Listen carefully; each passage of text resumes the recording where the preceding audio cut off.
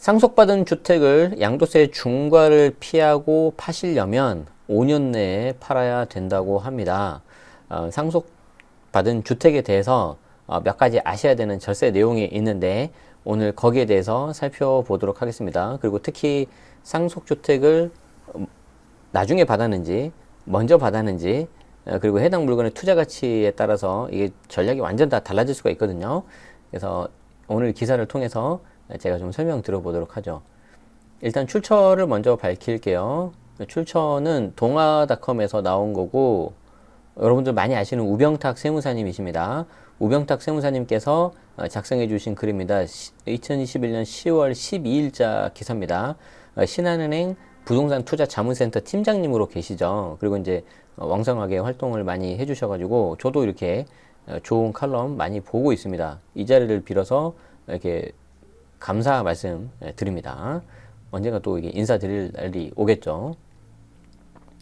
자, 상속받은 지 5년이 지나면 주택수에 포함이 된다.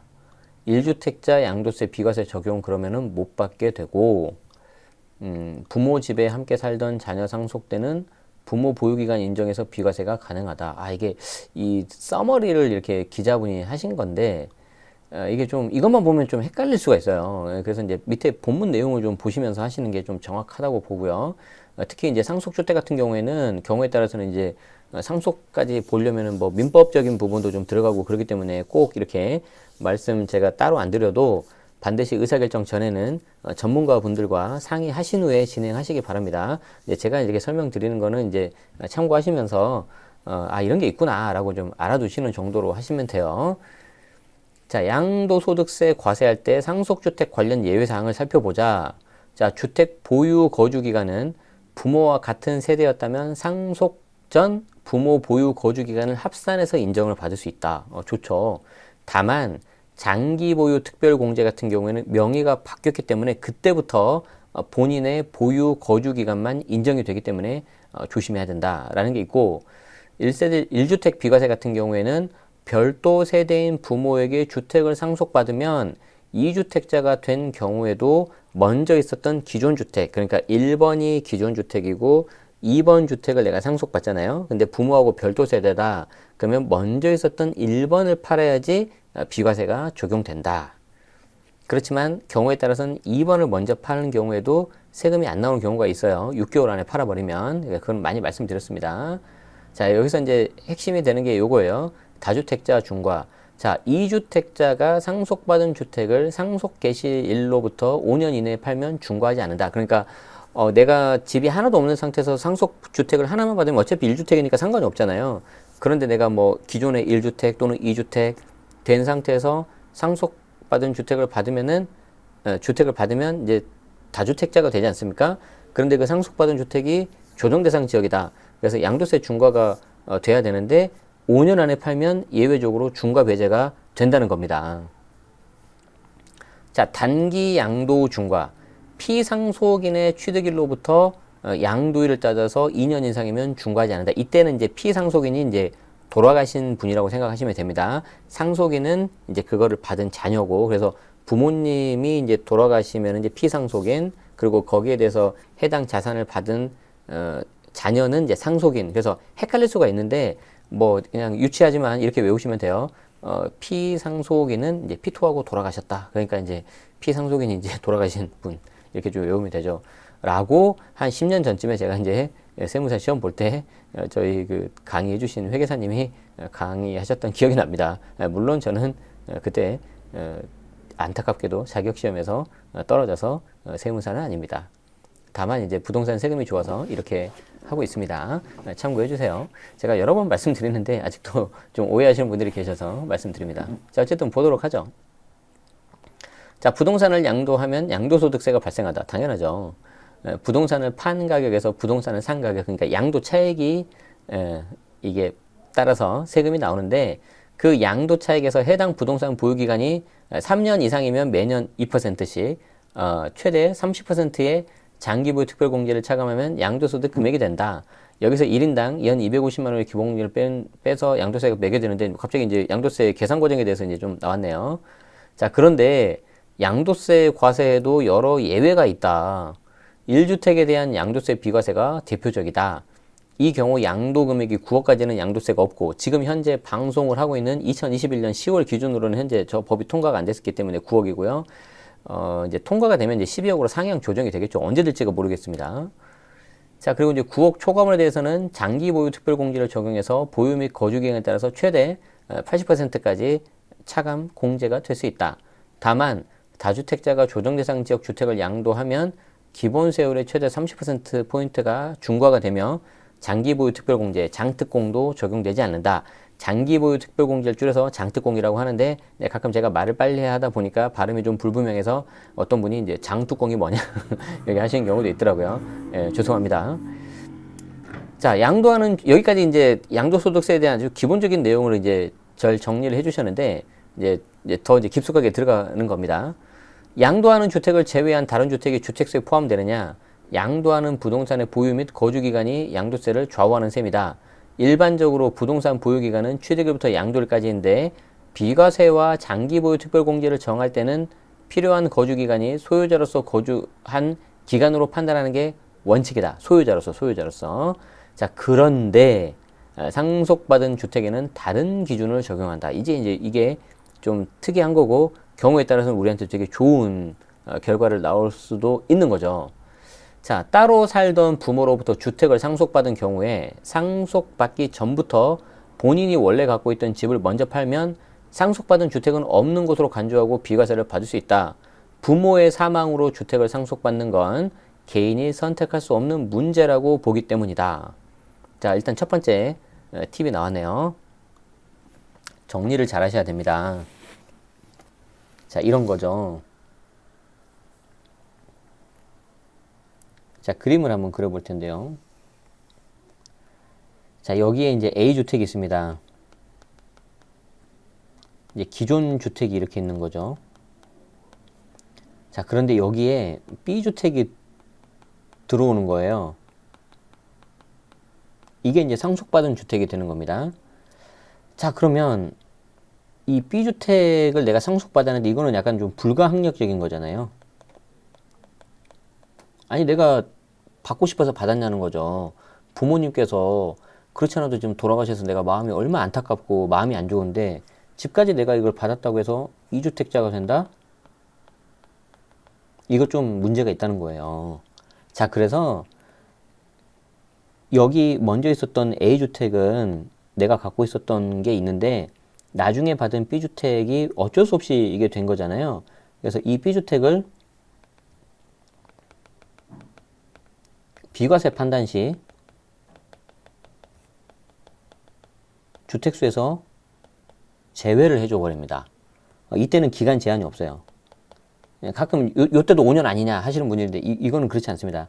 이거는 그냥 주택수 제외해버리기 때문에 기간 제한이 없어요. 자, 그러면은 내가 언제든지 이 A주택을 팔더라도 B주택은 주택수가 안 들어가니까 얘는 비과세가 가능한 거죠. 이게 가장 첫 번째 원칙입니다. 이해되십니까? 그래서 이걸 머릿속에 일단 넣어 두셔야 되는 겁니다. 그래서 이 경우에는 내가 먼저 갖고 있었던 주택을 팔면 상속받은 주택은 어쩔 수 없이 내가 받은 거니까 주택수 빠져서 비과세가 된다. 비과세가 된다. 아시겠죠? 자, 그런데 여기 내용에는 없는데 한 가지 응용을 좀 해보죠. 응용을. 자, 만약에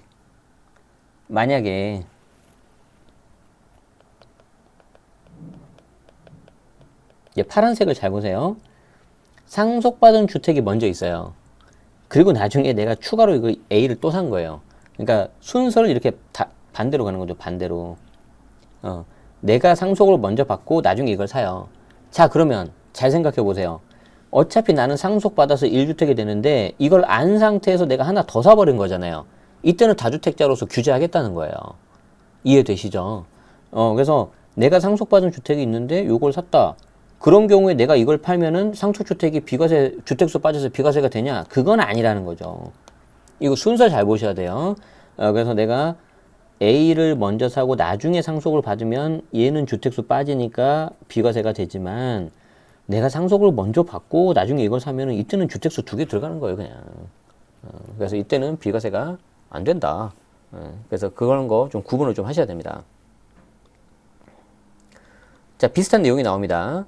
본인이 원래 소유하던 집이 아니라 상속받은 주택을 만약에 그럼 먼저 팔면 어떻게 되느냐? 이때는 이제 순서가 1번 내가 갖고 있던 집, 나중에 상속받은 집 이거죠. 자, 이때 매각 시점이 상속 개시일로부터 5년 이내라면 2주택자에 대한 중과를 적용받지 않는다.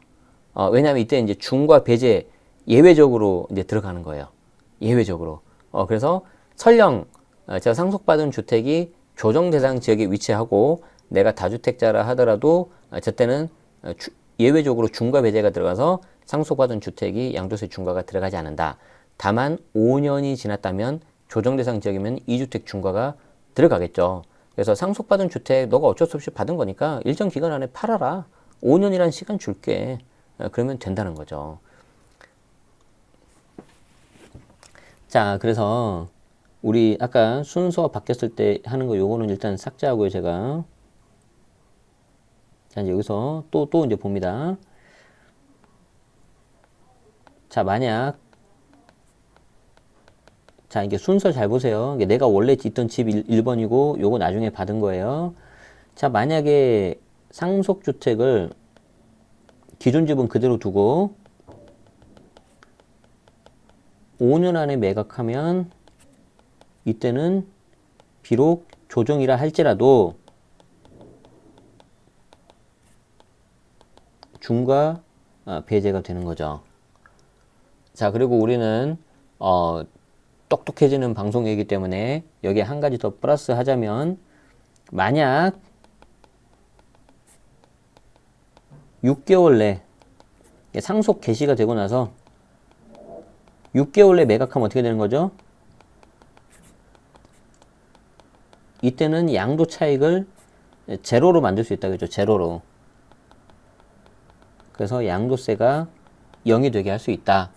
다만 비과세는 아니에요. 비과세는 아니에요. 그렇기 때문에 신고는 반드시 해야 된다. 왜 이게 양도 차익이 빵이 나오냐면 이 상속주택을 팔면서 그 가격이 양도가가 되면서 동시에 취득가가 돼버리니까 이게 매매사례가로 적용을 해가지고 그럼 답이 나왔죠. 내가 상속받은 주택을 처분하고 싶어. 근데 별로 안 오를 것 같아. 그럼 얘를 6개월 안에 처분하는 거죠.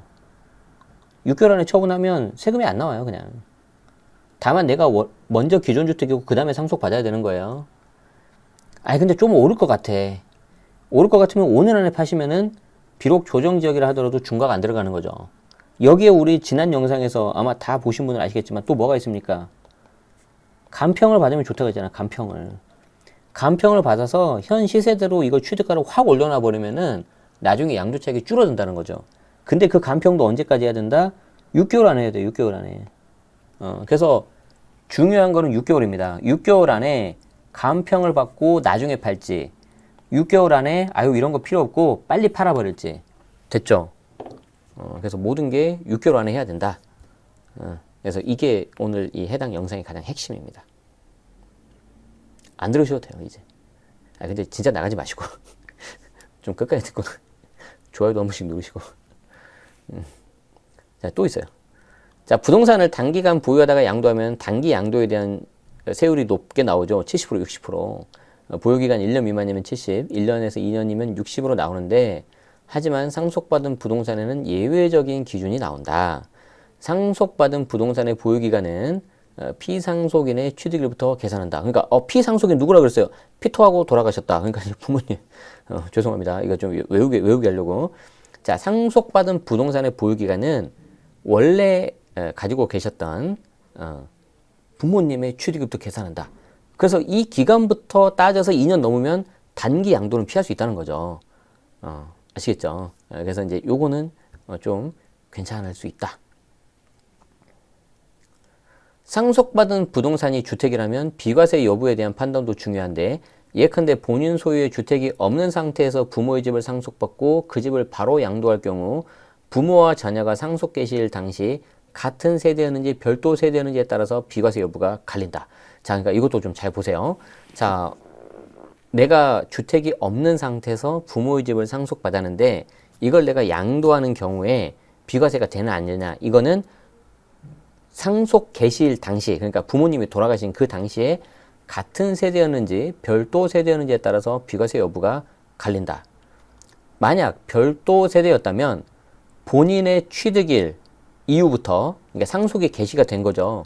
본인의 취득일 이후부터 양도일까지의 기간만 인정이 되지만 부모와 같은 세대였다면 부모의 보유 및 거주 기간이 그대로 인정되니까 이게 한 몸이라는 거죠.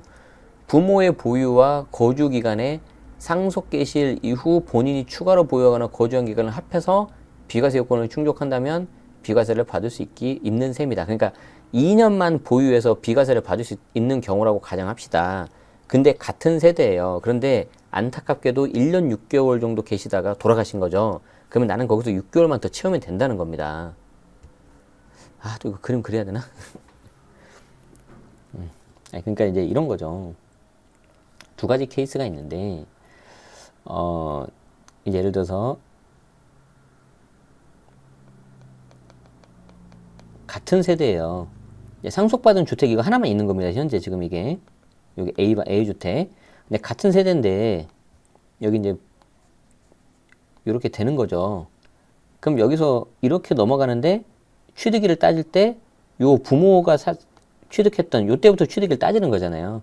근데 예를 들어서 여기가 1.5년을 보유했다. 그럼 여기 자녀는 여기서 0.5만 더 추가하면 된다는 거예요. 그러면은 요걸 합쳐서 2년 보유 또는 거주했을 때 이제 비과세가 된다는 거죠. 그런데 이제 세대가 다를 수도 있잖아요. 별도 세대. 요렇게 부모가 이렇게 있고요. 집이 이렇게 있겠죠. 그리고 이제 자녀는 당연히 이제 집이 없는 거죠. 근데 이제 이렇게 됐잖아요. 이렇게 넘어가잖아요. 그럼 이때부터 상속이 개시가 된 이때부터 카운트 된다는 거죠. 그러니까 여기서 아무리 뭐 1년 6개월을 했다 하지만 다시 여기서부터는 0부터 시작하는 거죠. 2년 해야 된다는 거죠. 이거 이해되죠? 자, 그래서 이렇게 좀 이해해 주시면 될 것 같아요. 자, 단기 양도세율과 비과세와는 달리, 자, 여기서 좀 약간 좀 특이한 게 있습니다. 이 단기 양도세율과 비과세 판단, 그러니까 이제 비과세 판단하는 데 있어서 양도소득세 세우는 게 이때 기간은 이렇게 같은 세대냐 별도 세대냐 이렇게 따지는데 장기 보유 특별공제 적용할 때는 상속받은 부동산 일지라도 부모 등 피상속인의 보유 및 거주 기간을 합산 안 한다. 그러니까 상속 개시일 후 본인의 보유 및 거주 기간만 인정한다는 뜻이다. 그러니까 명의가 바뀌지 않았냐. 명의가 바뀌어서 새로 취득했으니까 이때부터 장기 보유 특별공제, 장특공 혹은 장뚜껑 그거는 그때부터 따지라는 겁니다. 그래서 우리 아까 봤었던 그림으로 보자면은 이 상속이 개시가 된 요때부터 따진다. 장특공은 이때부터 따진다. 그래서 기존에 부모님이 갖고 계셨던 이건 다 그냥 날아간다는 거죠. 그래서 내가 새롭게 기산을 해야지 장특공이 된다는 거고, 장기 보유 특별공제는 여러분들 아시는 것처럼 최소 3년이 있어야 되는 거죠. 그렇다는 거죠. 자, 요거는 좀 구분해 주시면 좋겠습니다. 자, 상장지통이라는 말이 있다. 상을 당한 그 고통이라는 거죠. 인생사 중 가장 큰 슬픔 중 하나다. 마음을 추스르고 평정심을 찾기까지는 상당한 시간이 걸릴 수 있지만 부모님이 물려주신 소중한 재산이 잘 정리될 수 있도록 하려면 정신을 바짝 차려야 되고요. 이때 정신을 바짝 차려야 되는 거는 상속이 개시되고 된 날로부터 6개월입니다. 6개월. 이게 반년인 거죠. 그래서 제가 이 상속 관련된 내용만 나오면 항상 드는 그 사례가 있는데요. 실제 사례예요. 제가 이제 같이 근무했던 회사에 제가 알고 지냈던 지금은 이제 부장님이신데, 이제 그 부장님이 이제 모친상을 당했어요. 그래서 당연히 저도 이제 조문을 드리러 갔었죠. 그리고 나서 이제 한참이 좀 지나가지고 저는 이제 회사를 퇴사를 하고 이제 자유인의 삶을 살고, 그리고 나서 이제 좀 몇 달 지나가지고 이때 이제 연락을 주신 거죠. 그 부장님께서. 그래서 박 과장 잘 지내? 그러면서 이제 네, 잘 지내요. 어쩐 일이세요? 그랬더니 이제 지난번에 이 어머님 돌아가셔서 상속받은 주택을 있는데 팔았는데 세금이 너무 많이 나온다는 거예요. 그래서 왜 이렇게 세금이 많이 나오냐 봤는데, 이제 제가 여쭤봤죠. 저 부장님 그러고 보니까 제가 이때 간 기억이 나는데 몇 달 전이었죠? 하고 여쭤봤더니 8개월 전이었던 거죠. 8개월 전. 8개월이 지나고 나서 이제 매도를 한 거예요. 근데 여러분들이 이제 아시겠죠? 요 상속이 개시가 되고 나서 이때 6개월 안에 매도를 했으면